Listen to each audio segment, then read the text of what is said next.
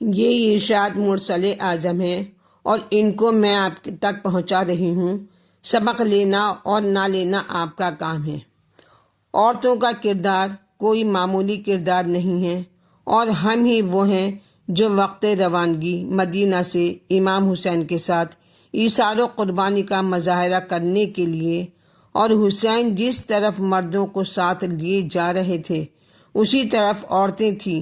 کیسی بہنیں تھیں، کیسی بیٹیاں تھیں جن کا یہ اٹل فیصلہ تھا کہ سہاگ بھی لٹ جائے، گود بھی اجڑ جائے، شوہر کا گھر بھی چھوٹ جائے، مگر فاطمہ کی پیروی سے قدم نہ ہٹنے پائے اور کردار سیدہ پر کسی قسم کی آنچ نہ آئے۔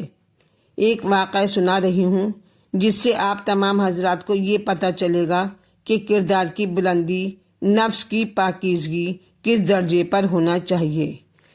ایک بہت بڑے عابد جو کہ معذرت معصومین اپنے دلوں میں پیدا کرنے کے لیے ایک جنگل میں پہاڑ کے اوپر عبادت خدا میں مصروف تھے۔ ان کا کام صرف عبادت کرنا تھا اور ہر وقت عبادت میں مشغول رہتے تھے۔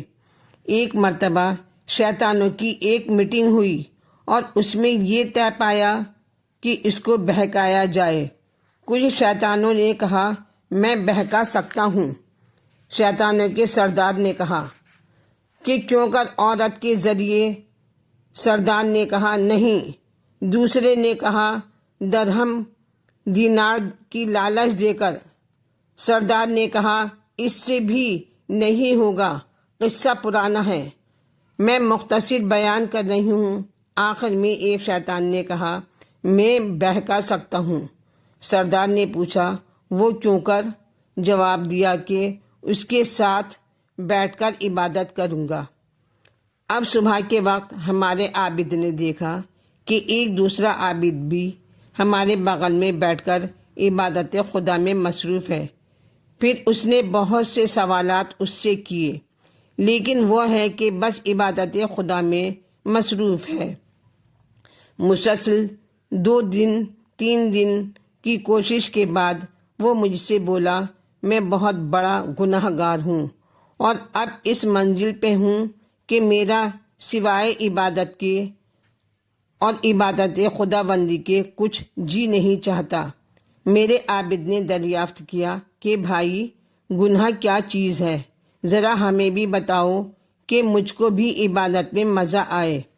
شیطان نے کہا کہ دیکھیے فلاں محلے میں فلاں جگہ فلاں کوٹھے پر آپ چلے جائیں، وہیں آپ کو گناہ کیا ہے پتہ چل جائے گا۔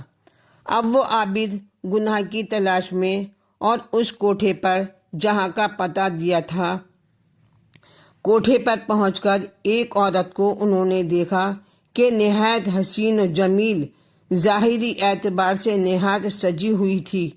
جب اس کی نظر عابد پر پڑی تو فوراً ہاتھ جوڑ کر ان کی خدمت میں حاضر ہوئی اور کہا سرکار کو یہاں کس نے بھیجا ہے؟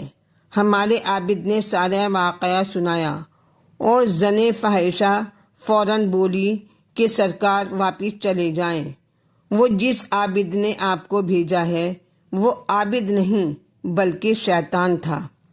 یہ وہاں سے فوراً واپس ہوئے اور زینے سے اترتے وقت خدا کا شکر ادا کیا اور زن فاحشہ کے لیے عاقبت بخیر ہو اور خدا اس پر اپنی رحمت نازل کرے۔ ادھر عابد نے سیڑھی سے باہر قدم رکھا اور زن فاحشہ جو ان کو پہنچانے آئی تھی زینے پر گری اور اس کی روح ملک الموت نے آ کر قبض کر لی۔ آپ لوگوں نے جو کچھ سمجھا کہ یہ کیا ہوا سنیے۔ جیسے ہی عابد نیچے اترے ان کی دعا عرش سے ٹکرائی اور اس کے گناہ معاف ہو گئے اور وہ فوراً انتقال کر گئی۔ یعنی اس وقت تک جتنے بھی گناہ اس نے کیے تھے سب معاف ہو گئے۔ اگر انسان اپنے میں ایسا ہی کردار اور نفس پیدا کرے پھر اس کو معصومہ عالم کی کنیزی سے کوئی روک نہیں سکتا۔ ہم لوگ نمازیں نہ ترک کریں، روزے نہ چھوڑیں، نماز کو نماز کی طرح ادا کریں اور خمس کی ادائیگی میں کوتاہی نہ کریں۔ نماز روزہ اللہ کی امانت ہے، خمس آل محمد کا حق ہے۔ خمس ہمیشہ نکالو اور آل محمد کا حق ادا کرو۔